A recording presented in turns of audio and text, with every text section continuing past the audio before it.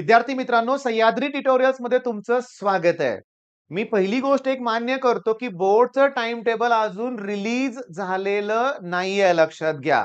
पण ही गोष्ट आहे, सत्य आहे. 2013 पासून बोर्डचं टाइम टेबल अगोदर रिलीज करायला सुरुवात झालेली आहे. जे टाइम टेबल येतं त्यात शक्यतो चेंजेस होतच नाही. पहिला टेंटेटिव्ह टाइम टेबल येतं आणि नंतर क्लिअर येतं. काही चेंजेस होत नाहीत. पण मी हा व्हिडिओ का बनवतोय? मुलं चुकतायत. मुलं चुकतात इथं आणि ती चूक मला तुमची यावर्षी होऊन द्यायची नाहीये. बरं. काय प्रकार आहे? एक्सप्लेन करतो. पहिला पेपर इंग्लिशचा झाल्यानंतर जवळ-जवळ नाही नेहमीच 5 दिवस मुलांना सुट्टी असते आणि मग फिजिक्सचा पेपर असतो. मग चला, आता मला सांगा, मी तुम्हाला प्रश्न विचारणार आहे आणि मी 1 मिनिट तुमच्याशी गप्पा मारणार आहे. तोपर्यंत तुम्ही कमेंटमध्ये मला सांगणार आहे, की या 5 दिवसात तुम्ही केमिस्ट्रीला किती वेळ देणार? बघा, आता गंमत बघा. इंग्लिश नंतर 5 दिवस सुट्टी फिजिक्स आणि फिजिक्स नंतर एकच दिवस सुट्टी असते आणि केमिस्ट्रीचा मोठा सिलेबस असतो.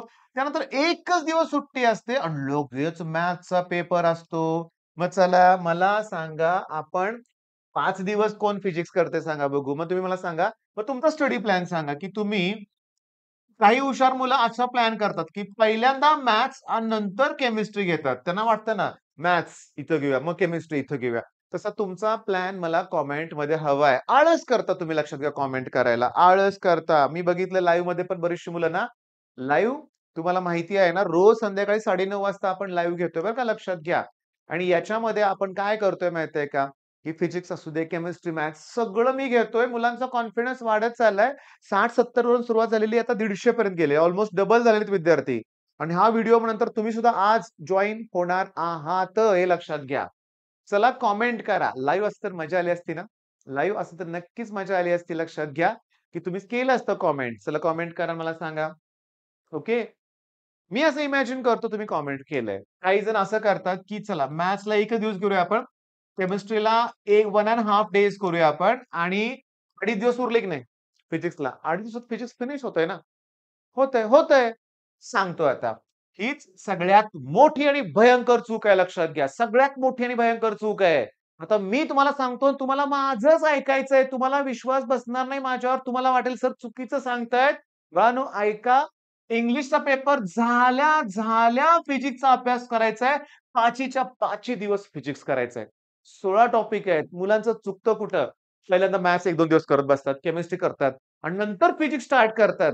आणि पहिल्याच टॉपिकला एवढा वेळ लागतो, मग तणाव येतो. अरे 3-4 दिवस आपण बाकीचं करत बसलोय. पेपर जवळ आला, होईल का, नाही होईल का? आणि त्यात सांगतो मुलींच्या बाबतीत काय असतं, एखाद्या मैत्रिणीला फोन करतात, "तुझं कितपत झालं?" ती म्हणते, "मी तर फिजिक्स संपवलं. आता मी रिव्हिजन स्टार्ट करते." ऐकलं की संपलंच मग. मग तणाव येतो आणि आत्तापर्यंत जे घडलेलं सांगतो, की फिजिक्सचा पेपर अवघड जातोच मुलांना रॉंग स्ट्रॅटेजीमुळं.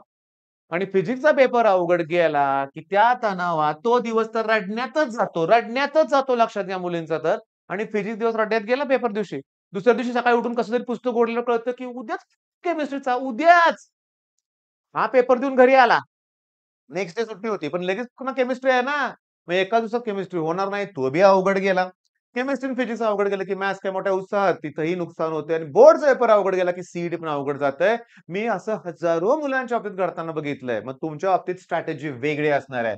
मी तुम्हाला सांगतो, की तुम्ही इंग्लिशचा पेपर देऊन घरी आला, की त्या दिवशीच मला फिजिक्सचे 4 टॉपिक्स तुमच्याकडून कंप्लीट पाहिजेत. Magnetic material, dual nature, okay. आणि अजून जे 2 टॉपिक तुम्ही परफेक्ट केले असतील तर. 4 टॉपिक पहिल्या दिवशीच कंप्लीट व्हायला पाहिजेत लक्षात घ्या. नंतर 1, 2 आणि 3 दिवस तुमच्याकडे पुढचे जे वेळ आहेत ना, 3 दिवस वेळ असतो लक्षात घ्या. त्यात तुम्ही ऑल टॉपिक फिनिश करा. बघा 12 टॉपिक फिनिश करायचे आहेत. रोज 4-4 केलं तरी होऊ शकतं. दिवसभर वेळ असणार आहे. करा. आणि त्यानंतर मात्र अजून 2 दिवस तुमच्यासाठी शिल्लक राहतात. त्यात 2 रिव्हिजन व्हायला पाहिजे आणि ज्या दिवशी फिजिक्सचा पेपर असणार ना, पहाटे फायनल 3री रिव्हिजन करून तुम्ही पेपरला जाणार आहे. तुम्ही म्हणाल असं कोण करतंय व्हय? 5 दिवस कोण फिजिक्स करणार आहे? ऐका, करा. मी सांगतो हीच स्ट्रॅटेजी इम्पोर्टंट आहे. आणि जेव्हा बघा माझ्या आता लास्ट इयर माझ्याकडे स्टुडंट होता त्याला 98 मार्क होते आउट ऑफ 100 फिजिक्समध्ये. आता मला सांगा बघू, त्याचा कॉन्फिडन्स किती हायर लेव्हल असेल. पुढचे सगळेच पेपर त्याला सोपे गेले कारण कॉन्फिडन्स होताच. मग फिजिक्सचा पेपर देऊन घरी आल्यानंतर केमिस्ट्री पण लगेच सुरू केलं. तिथं बी आपली स्ट्रॅटेजी असणारच आहे. सांगतो. पहिली स्ट्रॅटेजी क्लिअर का म्हणून सांगा मला. फिजिक्सच्या वेळेस फिजिक्सचाच अभ्यास करायचा, दुसरे विषय त्यात इन्क्लूड करू नका. माझ्या अनुभवातून सांगतोय.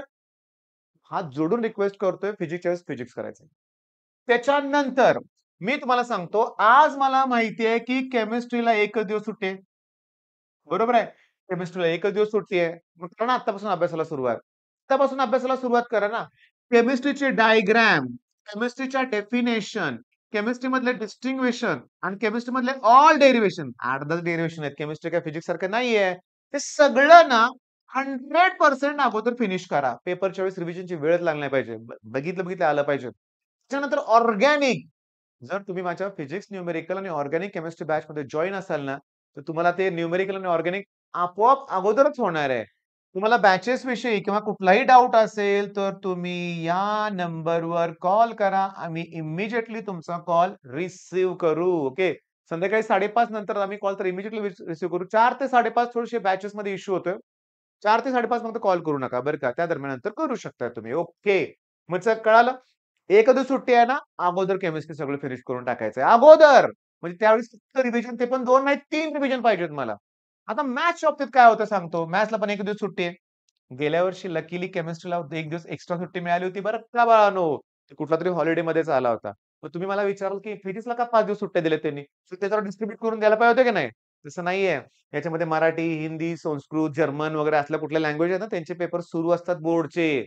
आपला नाहीये म्हणून आपल्याला ती सुट्टी असते लक्षात घ्या. दरवर्षी ही स्ट्रॅटेजी आहे लक्षात घ्या. आता मॅथ्सच्या बाबतीत जर म्हणला तुम्ही सगळे थेरम अगोदर करायचे. अरे वेक्टर सारख्या टॉपिकमध्ये थेरम टाइपचे 15 क्वेश्चन्स आहेत.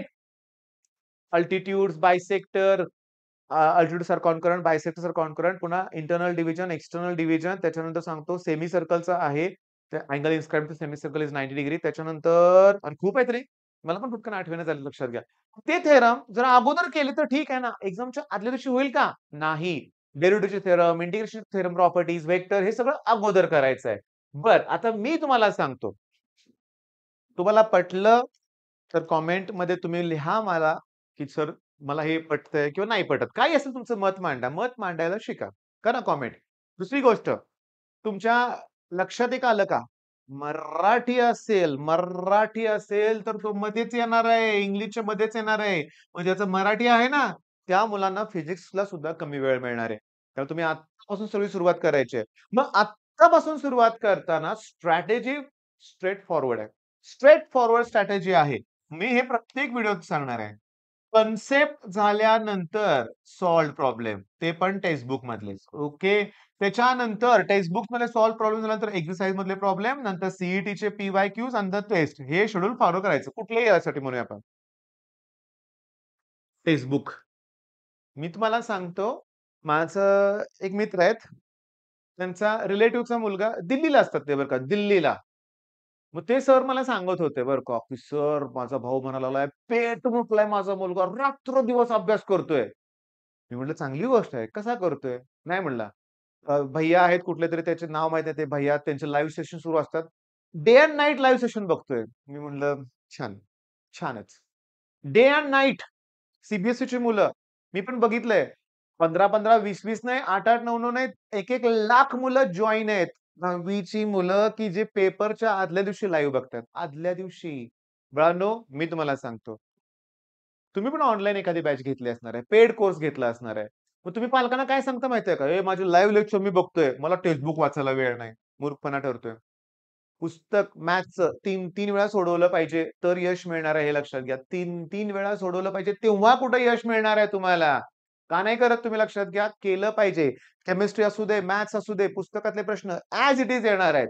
मग हे करा बाळांनो, करा आणि यश आपल्याला मिळणार आहे. टाईम टेबल मी सांगतोय असंच असणार आहे. दरवर्षी काही चेंजेस झालेलेच नाहीयेत. स्ट्रक्चर सेम असणार आहे. पण टाईम टेबल आलं की एक एनर्जी येते बरं का.